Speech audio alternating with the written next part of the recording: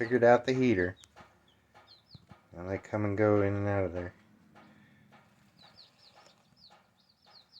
I'll move the food and water closer because they were seeming to not want to get far enough away from them to discover there was heat. And I saw them clustering together and crying a lot like they were cold. Scooted them over to the heater. One of them went right under it and stayed there a while, but they mostly just stayed away from it. And then they started figuring it out, one or two at a time. Like, hey, the others are over there, acting like that's pretty cool.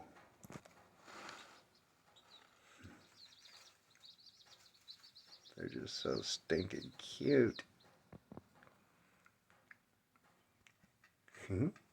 Pecking at each other here. That yellow-faced one I was just about to say something about. All my other chicks, these are still australorps, but all my other ones were just white, maybe just a slight yellowish tinge like a few of these, but you notice that one that's got the light colored head, it's like it's more yellow than white. I hadn't seen that on an australorp chick yet. Like it's yellow, or at least, you know, it stands out from the whites a little bit. This one's sticking its head out the near left side of the heater. Here she or he comes. Yeah, you're a little more yellow. Not so just off-white like the other ones.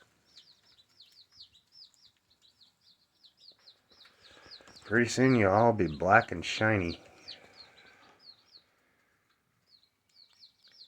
I don't know what happens with their faces. Their faces look so different when they're babies, and then the feathers come in, and their combs and wattles come in, and mostly they get to all looking the same.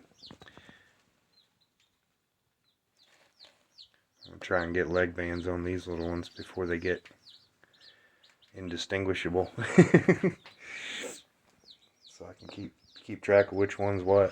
See if my thoughts when they're babies turned out to be right or not. Because I tried to figure that out with the first batch, and I don't have a clue. I don't know which one's what until they grew up, and now their main differences is their eyes. And most of them have the same eyes.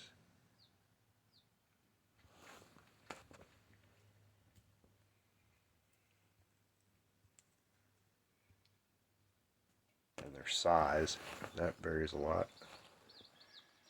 I've got two with dark brown eyes that are really sweet, and they're small compared to the other ones. I mean, they're still good sized chicken, but some of these birds are twice as big, laying big old eggs too.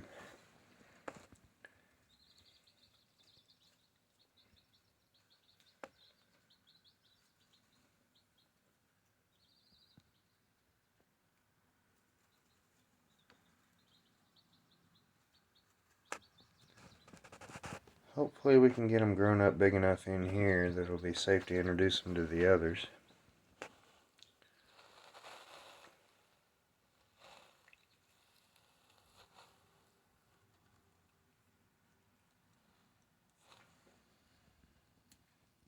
Carla always talked about being afraid of the noise.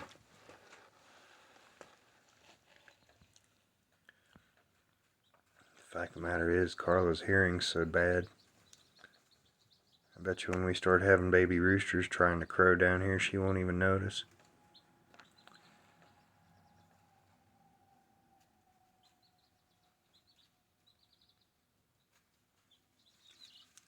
They've quieted down quite a bit since they're settling in.